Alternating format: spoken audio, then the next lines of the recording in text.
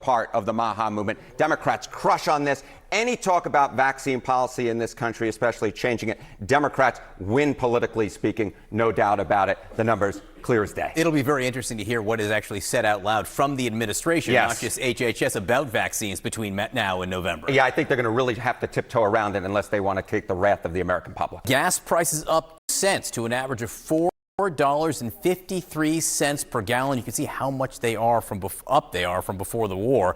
And the rising gas prices are fueling its huge jump in what businesses had to shell out last month, the Producer Price Index. With us now, CNN chief data analyst Harry Enten. So gas prices above $4.50 a gallon. You hear people talking about it. I had a Republican congressman tell me he paid $100 to fill up his tank. Right? That's a lot of money.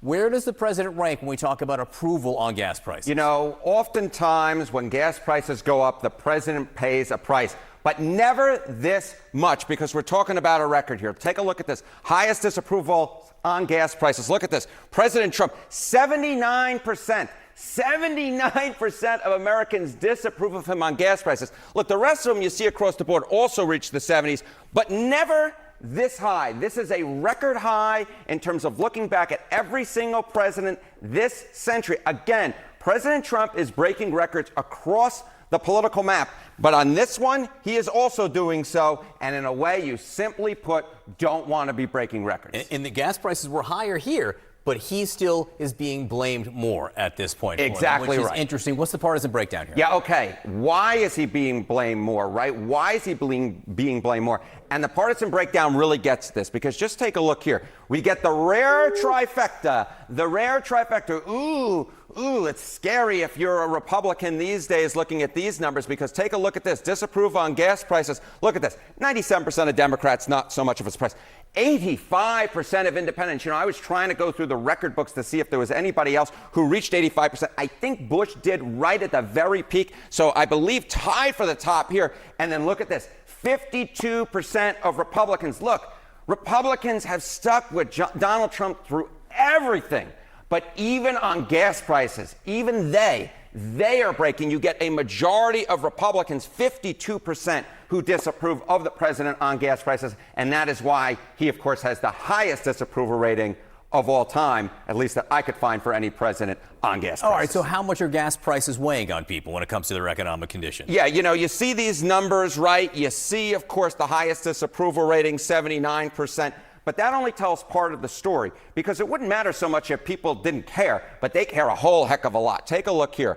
Okay, top economic problem facing your family, gas travel costs. You know, you go back a year ago, it was just 5%. Look at where we are today. 23% say that, in fact, it is their top economic problem facing their family. So all of a sudden, you got 79% of the public disapproving of you, and now 23% of them way up in terms of the percentage who say that it's their top economic problem. This is a political nightmare, and President Trump better hope that those gas prices fall, Republicans especially, because otherwise this holds up going into the midterm elections. That is no bueno. Yeah, 23%. Let's see how they feel when they hit the road for holiday weekend, for the Memorial Day travel weekend. All right, what are the predictions market saying about where they see gas prices going? Yeah, okay, so you see this 5 to 23%. You know, I mentioned, hey, will gas prices fall? Well, you look at the Kalshi prediction market, chance that gas prices this year rise above $5 a gallon. You know, you go back to the beginning of this month, it was 74% in terms of the chance it would rise above $5 a gallon.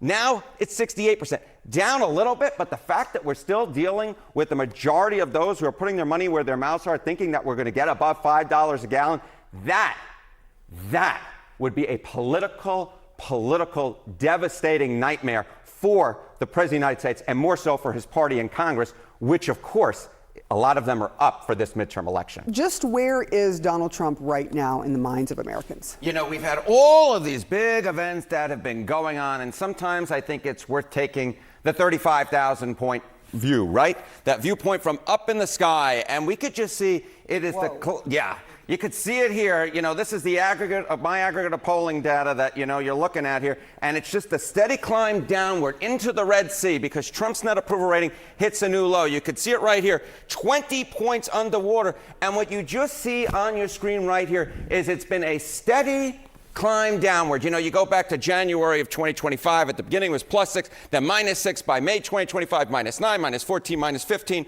But over the last few months, as the Iran war has taken shape, as those gas prices have jumped through the roof, Trump has hit a new low. He's at -20 points, which is the lowest point of his second term. So you talk about this being an aggregate, so the average of what's happening. What about individual polling? What did you see? Yeah, okay, so this is the average of polling. But I was just thinking, hey, have there been any polls recently in which Trump has not had a negative net approval rating like he does in the aggregate of polling? And you go back in time, because this really just sort of takes the cakes. Trump's negative net approval rating, every poll since March 29, 2025, that is over a year ago, you can't find a single poll in which he has anything but a net negative approval rating. That is 413 days in a row. That is more than 365. It is more than a year. Trump has been underwater, not just in the aggregate, but every single poll. There is one thing that people have noticed, and this happens sort of not as much in his last administration, that he's done a lot of things,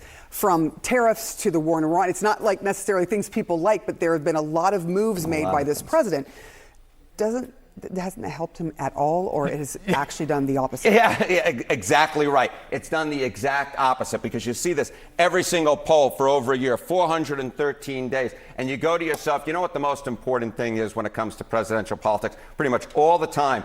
It's the economy, Smarty, right over there. And you just look right at this and you say, the net effect on your personal finances. The best of the group is the tax law, right?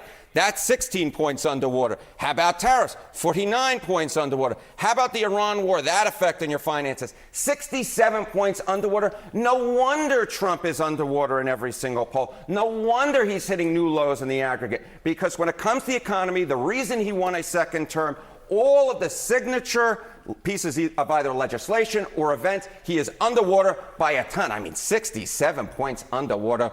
Whoosh. Yeah, but it's because people are paying $4.50 plus a gallon average.